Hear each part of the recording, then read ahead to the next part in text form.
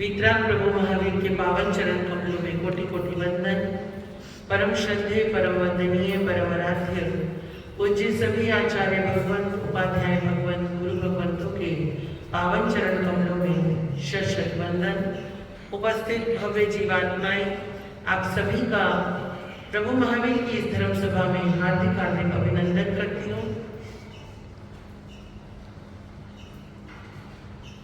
जैसा कि नित्य प्रतिदिन आप श्रवण कर रहे हैं आत्मा के बारे में, जीव के बारे में,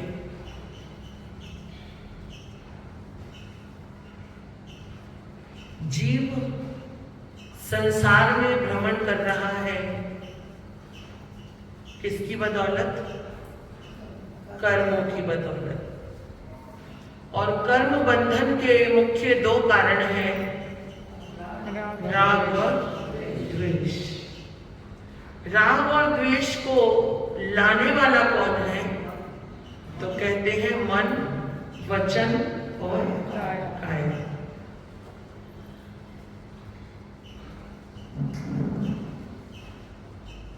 मन, इसीलिए मन, वचन और काया को भुक्ति में बदल दिया गया है।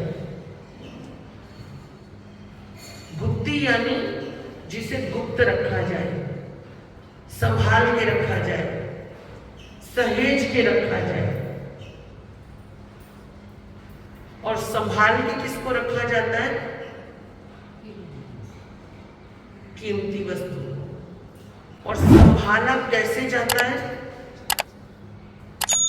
जब हम खुद अलर्ट होंगे, सावधान रहेंगे, तभी हम उस चीज को संभाल पाएंगे। तो इसलिए कहा गया कि मन, वचन और काया क्या है? गुप्ती रूप है, उन्हें गुप्त रखा जाना चाहिए।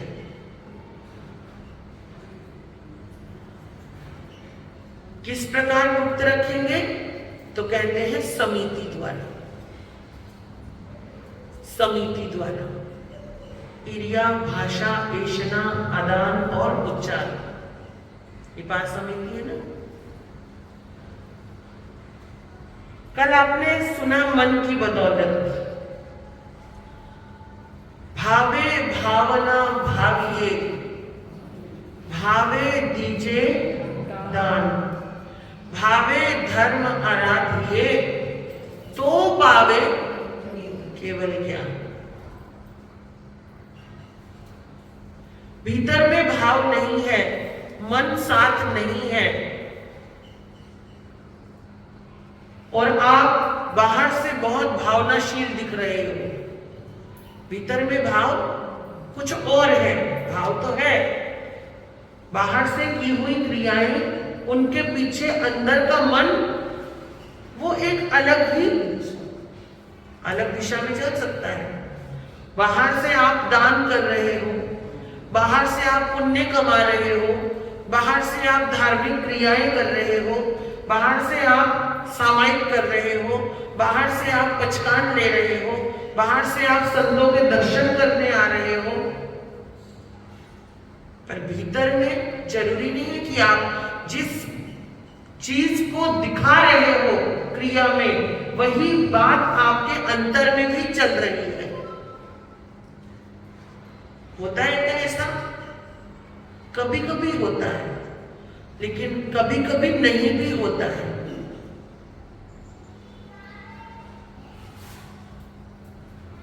कभी कभी हम संतों को आहार दे रहे होते हैं, लेकिन उसके पीछे का अंदर का भाव अलग हो जाता है। कभी कभी हम संतों के साथ विहार कर रहे होते हैं, मुंह से भी बोल रहे होते हैं, धन्य हो गुरु महाराज, आपका पैदल चलना, आपका नंगे पांव चलना, आपका गांव गांव विचरना, आपके कष्ट। लेकिन अंदर में क्या चल रहा होता है कि मैं चल रहा हूं साथ में, तो 10 लोग मुझे देख रहे हैं। और कई बार बहुत सारे लोग दर्शन करने आते हैं, दर्शन करते हैं, साता पूछते हैं, और जाते टाइम क्या बोलते हैं? एक फोटो निकालो जरा, फोटो निकालो, कल के पेपर में छपवानी है। क्या छपवाना है? कि ये व्यक्ति गुरु दर्शन के लिए गया। क्या आप दर्शन दूसरे को दिखाने के लिए करने आए थे या स्वयं के दर्शन के लिए आए थे? चलो फोटो भी खींच ली, कोई बात नहीं, वो अपनी याददाश्त के लिए, अपनी यादगार पलों के लिए भी आप संजो के रख सकते हो, तो पेपर में डलवाने की क्या जरूरत है? क्योंकि आपके दर्शन करने के पीछे का जो भाव था वो ही अलग था। ऐसा होता है ना कभी कभी, ऐसा बहुत लोगों को देखा होगा हमने। तो जरूरी नहीं है कि हम जो क्रिया कर रहे होते हैं वो क्रिया हमारे भावनाओं से भी जुड़ी हुई हो या वैसा ही भाव हमारे अंदर आ रहा हो। लेकिन कहा क्या गया? भावे भावना भाविए और भावे दीजिए दान। जो भावना से दिया हुआ दान है, जिस भावना से दिया हुआ दान, जो भाव अंदर चल रहा है वही आपके कर्मों का बंधन भी बांधने वाला है। एक दान देकर आप स्वर्ग पा सकते हो, एक दान देकर आप मोक्ष जा सकते हो। गए ना? कौन गए दान देकर मोक्ष? कौन गए? हाथीलाल जी, दान देकर मोक्ष कौन गए? तीर्थंकर।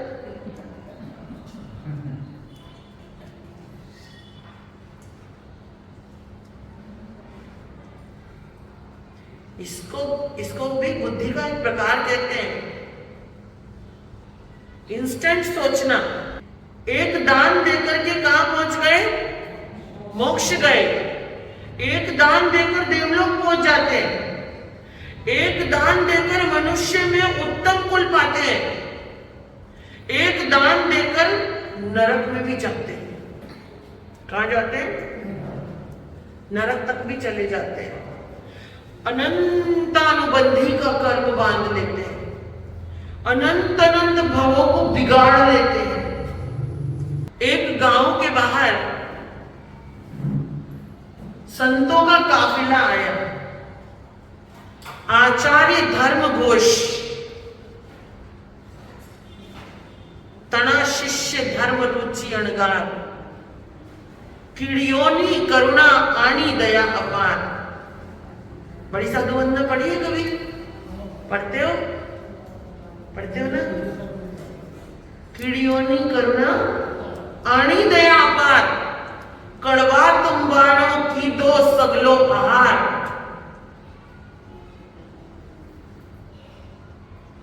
आगे सर्वार्थ सिद्ध पहुंचा और वहां से मुक्त हो जाएंगे। लेकिन कैसे? धर्म घोष आचार्य का काफिला आया गांव के बाहर। बहुत सारे शिष्य थे। एक शिष्य थे जिनका नाम था धर्म रुचि,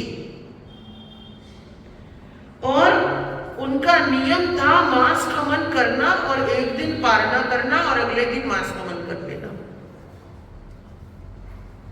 चतुर्थ आ रहा था, चतुर्थ काल था, और संतों की चर्या के लिए कहा गया है, मैंने आपको पहले भी बताया था, पड़मम कोरिसी सच्चायम बियम झाणम छियाए तई आए गोयरिए चौथम सच्चाई।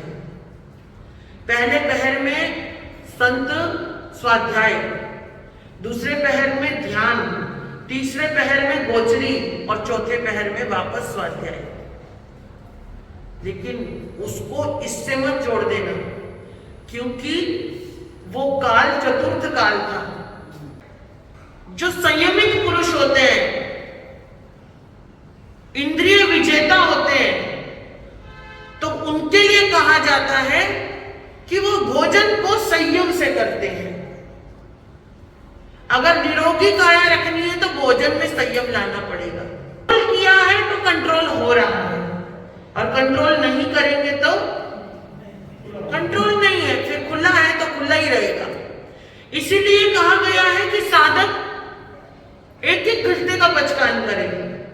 अभी खा लिया है, मुंह में डाल लिया है, तो अगले 1 घंटे का, आधे घंटे का पचकान करते रहने से दिमाग जो है हमारा अलर्ट होना शुरू हो जाता है कि मैं पचकान में हूं, ये अलर्टनेस आ जाती है। तो धर्म रुचि अनगार 1 महीने में 1 बार भोजन लेते थे, वो भी 1 बार, और फिर वास्तुमन शुरू हो जाता था उनका। कैसे धन्य तपस्वी थे। और पारने का दिन आ गया, पारने का दिन आ गया और वो पारने के लिए चल पड़े, गांव में आए। क्योंकि पहले के संत कहाँ रहा करते थे? उद्यानों में रहा करते थे। आज जिसको गार्डन बोलते हो ना, पहले उद्यान बोलते थे। हिंदी में उद्यान बोलते हैं आज भी, लेकिन पहले के उद्यान और अब के उद्यान अलग है। पहले उद्यान के अंदर ही मंदिर हुआ करते थे। आज मंदिर तो होते हैं लेकिन उद्यान है नहीं है, वो जरूरी नहीं है। तो इसीलिए संत को परखने की, इसकी उसकी व्यवस्थाएं भी आराम से मिल जाया करती थी। और संत रहते कहाँ थे? क्योंकि धूप है, गर्मी है, बारिश है, सब कुछ है, तो उद्यान के अंदर जिस भी यक्ष का मंदिर हुआ करता था, देवता का मंदिर हुआ करता था, तो उस यक्ष के यक्षायतन में वो रुक जाते थे। 1 दिन, 2 दिन, 4 दिन, 10 दिन, जैसा भी उनको रुकना। ज्यादा दिन तो संत रुकते नहीं है कुल्ले काल में। साध्वियां नगर में रहती थी, और नगर में भी कहां? क्योंकि स्थानक नहीं होते थे पहले। पहले क्या होती थी? श्रावकों की अपनी अपनी पौषधशाला होती थी। कोई बड़ा सेठ होता था, 12 वृत्तिधारी श्रावक होता था, तो वो अपने लिए एक अपने ही बंगले में एक तरफ पौषधशाला का निर्माण किया करते थे। तो वो जब उन्हें पोषित करना होता था, अष्टमी, चतुर्दशी, अमावस, पूनम तिथियों में, तो वो घर बार छोड़ करके अपनी पौषधशाला में चले जाया करते थे। ना घर से दूर, ना घर के पास, ना घर के अंदर, ना ही घर के बाहर। तो जब कभी नगर में साध्वियां आती थी तो साध्वियों को वो रुकने के लिए उचित स्थान मिल जाया करता था। तो साध्वियां कहां रुकती थी? पौषधशाला में। तो ये भी बात समझने की है कि जो आपने अपनी व्यवस्था के लिए बनाया है, तो उसमें साधु को ऑटोमेटिक दोष नहीं लगता। और कई लोग ये कह देते हैं हमको स्थानक में रहना लगता नहीं है, क्योंकि स्थानक किसने बनाया, किसके लिए बनाया है? नहीं, साधु संतों के लिए तो सिर्फ नाम है। बनाया तो श्रावकों ने अपनी व्यवस्था के लिए है कि संघ के सारे लोग जहां इकट्ठे हो जाएं, आसानी से आ पाए। कोई किसी के घर आता है, कोई किसी के घर नहीं आता है, कोई जाना पसंद करता है, कोई नहीं करता है। तो ये स्थान ऐसे बनने लग गए कि जहां लोग बेझिझक होकर के कभी भी किसी भी समय आ सकते हैं। धार्मिक स्थान इसीलिए बनाए जाते हैं।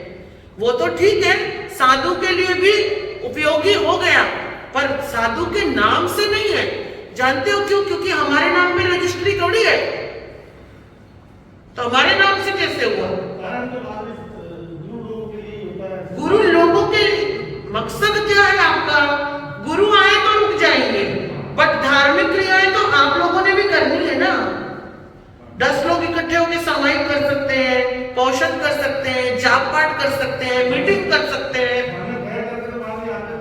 यस, स्थानक है इसलिए सब आ भी रहे हैं। स्थानक नहीं होता तो कहां जाते?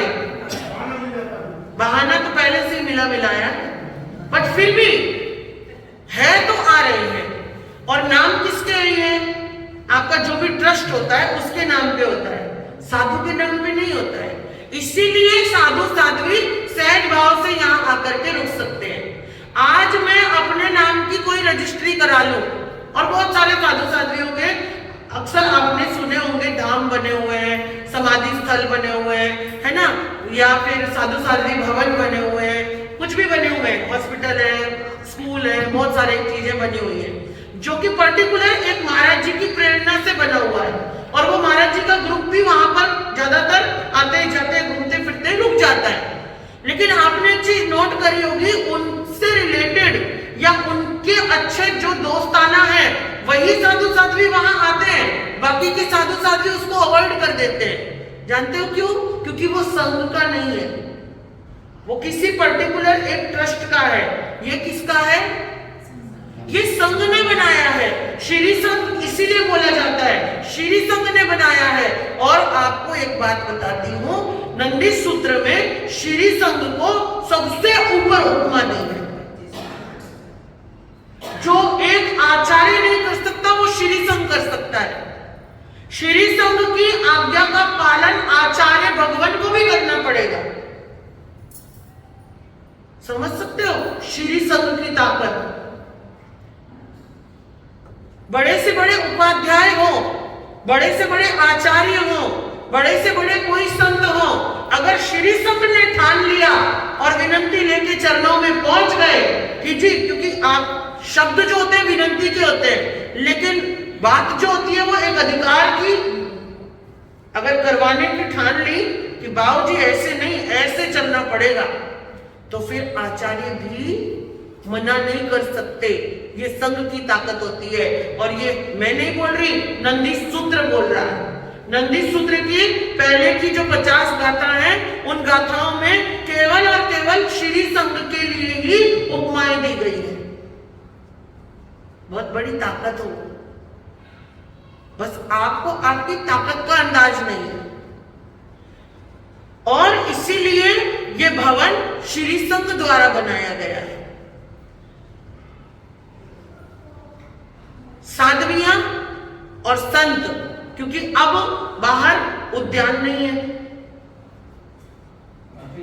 अभी हमने जो स्थानक का नाम लिया ने जी, अभी अगर कोई हिसाब से बनाया था कि सर्व धर्म के साधु साध्वी इधर आते। देखो कितनी अच्छी मानसिकता है। अगर कोई नाम रहेगा, हाँ, अरविंद भाई, तो अरविंद भाई नहीं रहेंगे। बिल्कुल बिल्कुल, सब समाज के सरपंच के लोग इधर आते। सही बात है, बिल्कुल सही बात है। बहुत अच्छी मानसिकता है।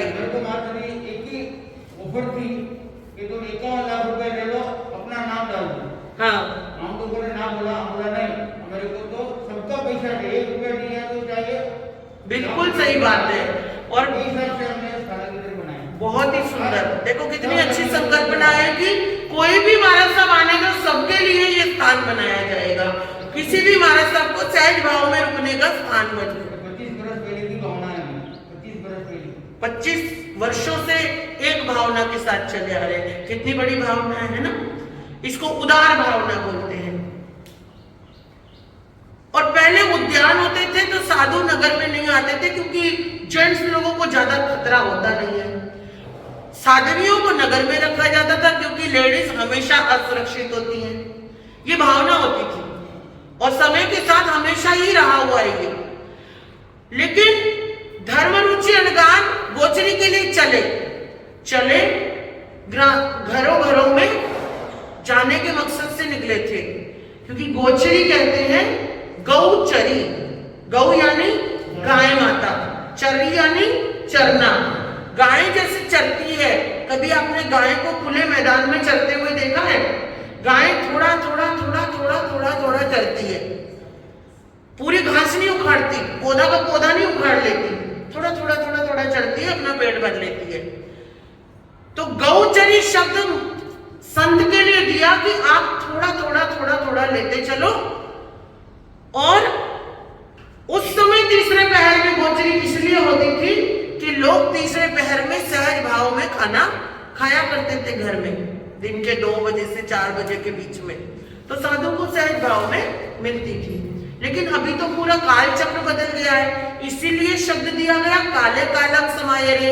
भूख का लेवल बढ़ गया है, संत हो या गृहस्थ हो सबका बढ़ गया है ना। तो काल के साथ, और उसमें भी जरूरी नहीं था वहां भी चतुर्थ काल में कि आपको तीसरे पहर में ही गोचरी करनी है।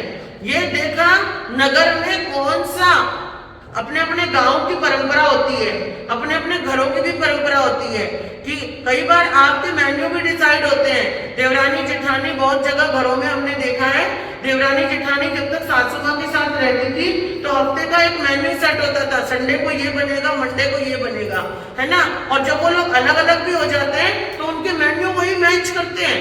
तो गांव की भी परंपरा होती है। कई बार गांव में किस समय लोग भोजन कर रहे हैं ये भी परंपरा होती है, किस समय मार्केट खुल रहा है, किस समय मार्केट बंद हो रहा है, उस सहजता के अनुसार वो अपने दिनचर्या को भी निश्चित करते हैं। तो साधु को ये देखना है कि किस समय लोगों के घरों में आहार बना हुआ मिलेगा मुझे, और उस समय जाए तो मिल जाता है। ये मैंने नहीं, ये आगम ने लिखा हुआ है, ठीक है। तो अब धर्मरुचि अणगार निकले, और निकले तो निकले, अब सबको मालूम था और शरीर से भी पता लग रहा था कि मांस गमन है इनका। अब कहते हैं एक घर के आगे से निकल रहे थे, उस घर की एक महिला बहुत टिप टॉप सजी धजी, अच्छी साड़ी पहनी, अच्छे गहने जेवर सब पहने हुए, कुशलता मतलब उसके पहनावे से लग रही थी कि वो बुद्धिमान भी है, पढ़ी लिखी भी है, सब कुछ है। घर के बाहर आई और उसने आकर के गुरु महाराज को विनंती करी कि गुरुदेव गोचरी को अंदर पधारो। और गुरुदेव ने देखा कि भैया गोचरी के लिए विनंती कर रहे हैं, तो धर्मरुचि अणगार अंदर गए और कहते हैं कि जब अंदर गए तो किचन की तरफ ले आई उनको। किचन खुली थी और भोजन रखा था बना हुआ। गुरु ने पात्र झोली खोली और देखा कि क्या बना हुआ है। तो सबसे पहले उसने जो प्लेट उघाड़ी तो वो एक सब्जी थी, लौकी की सब्जी, तुम्बे की सब्जी। लौकी को प्राकृत में तुम्बा कहा जाता है, संस्कृत में तुम्बा कहा जाता है। तुम्बे की सब्जी थी और उसने दिखाई, संत ने देखा, सहज भाव में योग्य है, भोजन करने योग्य है, और उन्होंने पात्र को आगे किया और उस बहन ने, उस माता ने, उस स्त्री ने वो अपना भगोना उठाया, जिसमें भी था, कढ़ाई थी, भगोना था, जो भी था, उठाकर पूरा का पूरा उलट दिया। और संत बस बस बस बस करते रह गए, लेकिन उसने पूरा उलट दिया।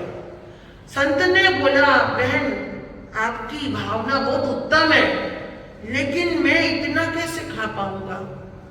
पर अब तो पात्र में आ गया है, अब वापस भी नहीं जा सकता है। अब संत ने सोचा, धर्मरुचि अणगार ने सोचा कि अब इससे ज्यादा तो मैं क्या खा पाऊंगा, आज मेरा वैसे ही पारना है, और इसमें तो मसाले भी बहुत मिले हुए हैं जो कि कहीं ना कहीं तकलीफ करेंगे और ज्यादा है। और पहले के समय में ऐसा होता था कि प्रत्येक साधु अपने अपने हिसाब से गोचरी को जाता था। बस जो बड़े बूढ़े होते थे उनके लिए ले आते थे छोटे संत, बाकी जो सक्षम है, जा सकते हैं, वो अपना खुद जाओ और खुद लाओ और खुद लाकर गुरु को दिखाओ और बैठ करके खा लो। गुरु को चाहिए तो लेंगे, नहीं चाहिए तो आप अपना खा लो। तो अब कहते हैं कि वापस आ गए, वहीं से मुड़ गए वापस। धर्मरुचि अणगार वापस मुड़ गए, गुरु के पास आए, गुरु के सामने पात्र खोला। आचार्य धर्मघोष ने देखा और देख करके बोले, ये किसने डाला? कि गुरुदेव एक बहन ने भक्ति में डाल दिया, भावना में डाल दिया, भावनाशील बहन थी, विनंती कर करके लेके गई थी और उसने आओ देखा ना ताओ पूरा डाल दिया। तो आचार्य ने कहा, शिष्य ये आपके खाने योग्य नहीं है, क्योंकि आचार्य को पता था इनका क्या है, 1 महीने का मांस गमन है, ऊपर से ये इतना, और उसके अंदर से जो स्मेल आ रही थी, उस स्मेल को आचार्य पहचान गए और उन्होंने कहा, ये विषाक्त भोजन है, ये विष वाला भोजन है, ये आप मत खाओ। आप जाओ, इसको जंगल में ऐसी जगह पलट के आओ जहां पर जीव ना हो। और गुरु आज्ञा थी, गुरु आज्ञा को शिष्य मोड़ नहीं सकता, और उठाया धर्मरुचि अणगार ने पात्र और ऐसे ही जंगल दिशा की ओर चल पड़े।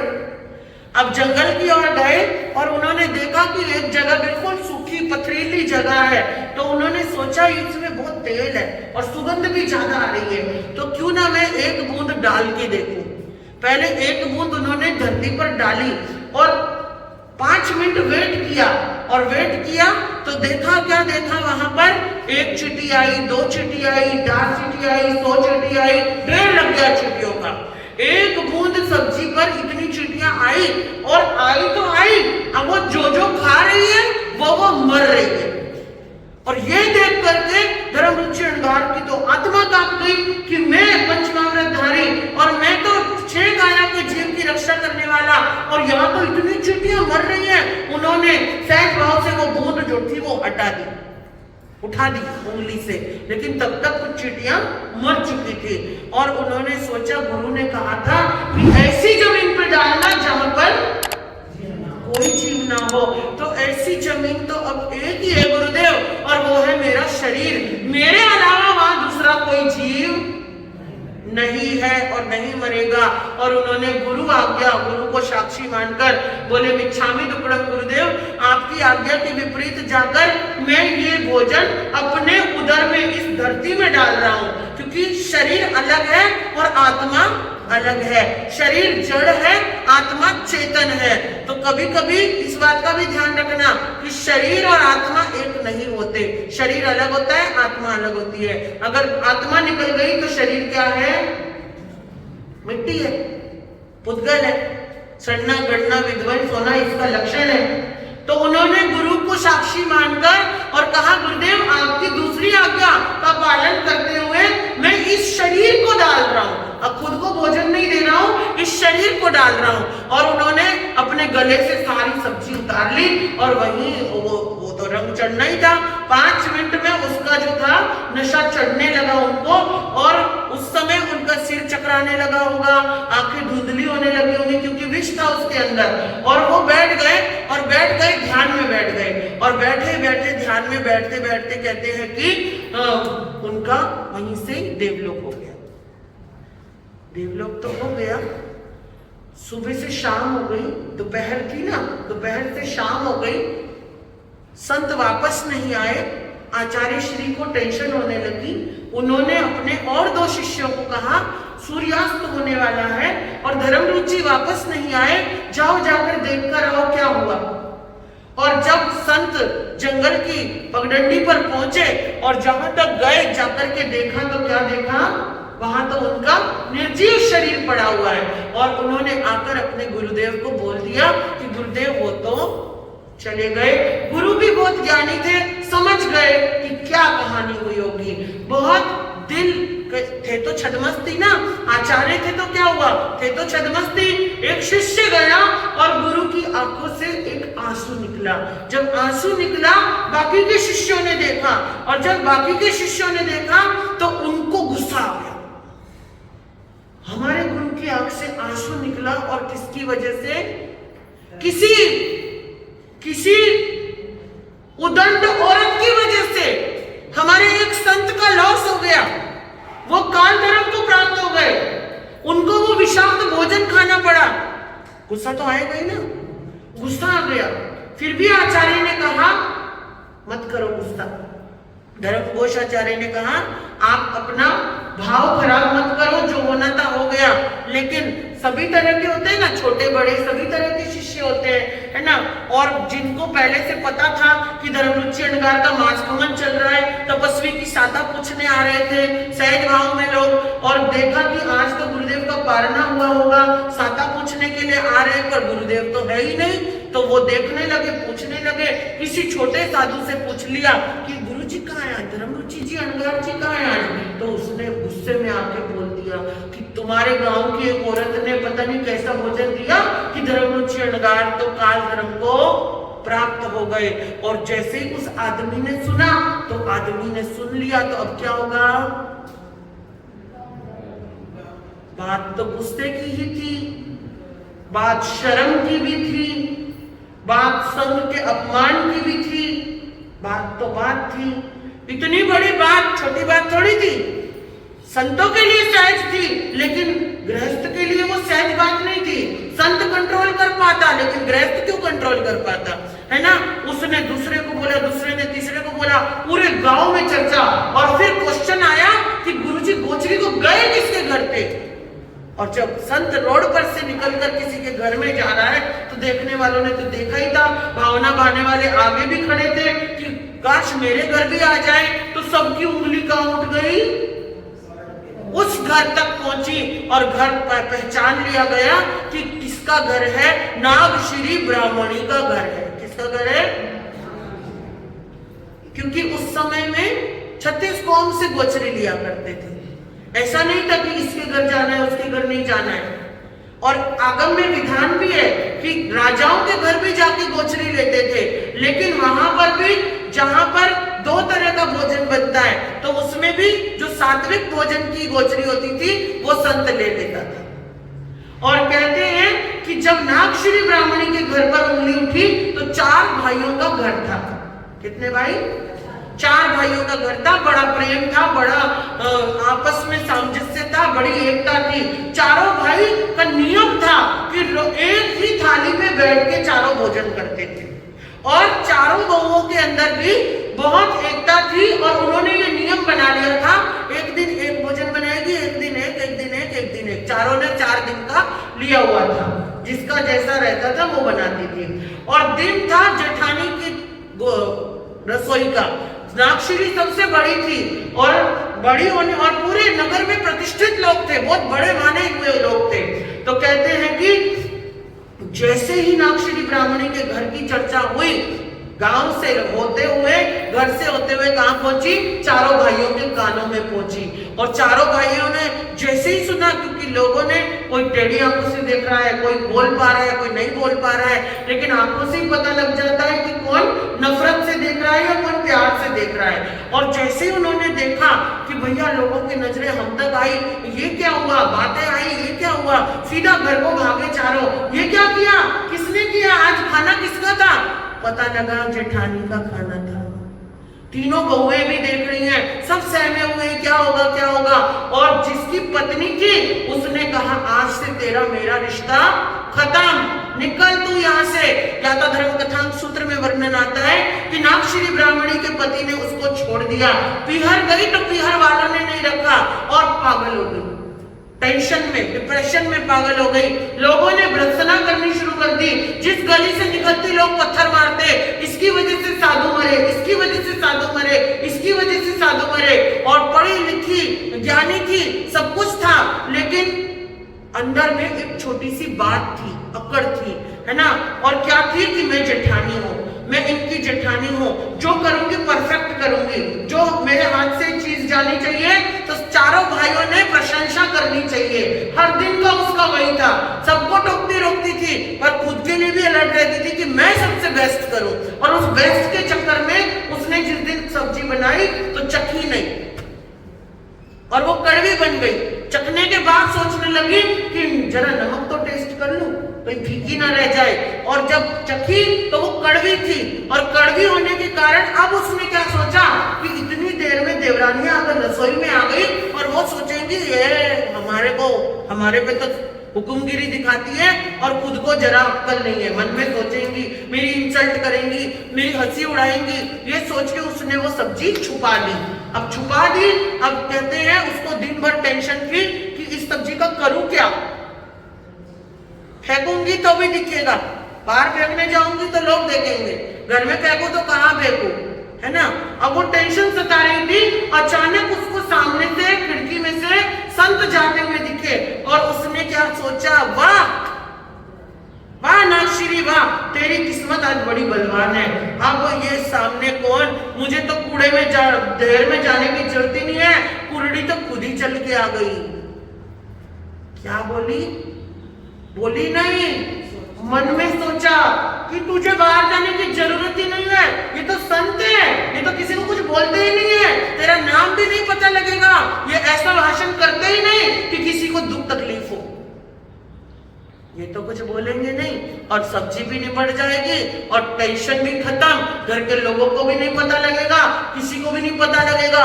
माइंड गेम चलाया और संत के सामने पहुंची, भर भर के वंदना करी, भर भर के विनती करी और अंदर लेकर आई।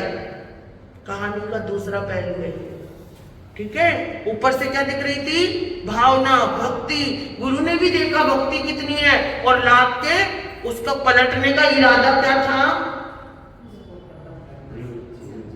अपनी गलती को खत्म कर देना, छुपा देना, जड़ से मिटा देना, ताकि किसी को भनक भी ना लगे और महानता में उसके गुण गाए जाए। वाह कितनी भक्ति है, वाह कितनी भावना है ना। और कहते हैं कि वो जब बहरा दिया और चैन की सांस ली, अब बेटा बच गई। लेकिन कैसे बचती? और कहते हैं आगमकार कि वो जो उसने खुशी मनाई ना, पहला शब्द कि संत को कुरड़ी बोल दिया, दूसरा शब्द, दूसरा माइंड गेम चला दिया, तीसरा जो उसने भर भर के सांस ली कि अब तू बच गई, अब तेरा कोई बाल बाका नहीं कर सकता। ये संत ये किसी से कुछ कहेंगे नहीं, सब्जी की सब्जी खत्म और तेरा गुनाह भी माफ। कोई भी ना देखे, कर्म सत्ता देख रही है, कोई भी ना देखे, कर्म सत्ता देख रही है। और वहां पर नागश्री ने निकाचित कर्मों का बंधन किया और वहां कहते हैं कि कुत्तों ने काटा, है ना, लोगों ने पत्थर मारे, गालियां दी, थूका, डिप्रेशन में चली गई, पागल हो गई। और पागल होने के बाद एक दिन उसकी सड़कों पे ही मौत हो गई। किसी ने लाश को ठिकाने नहीं लगाया, ऐसे ही चील कौओं ने उसको खा लिया। और आगम कहता है वहां से मरकर छठी नरक में गई,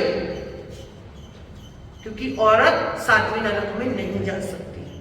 छठी नरक में गई, छठी नरक से निकली, मच्छ बन गई, मच्छ बन गई। और मच्छ जब मगरमच्छ बनेगी तो जीवों को ही खाएगी।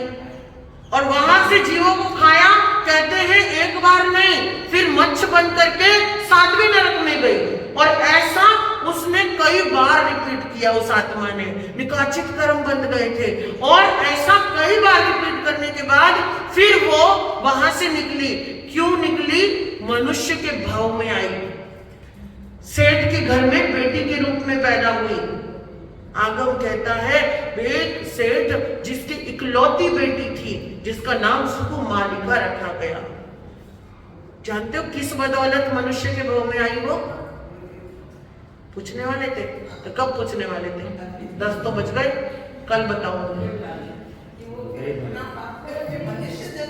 यस, यही तो राज है, यही राज की बात है और ये कल बताऊंगी। ठीक है, आपका समय हुआ, चलिए।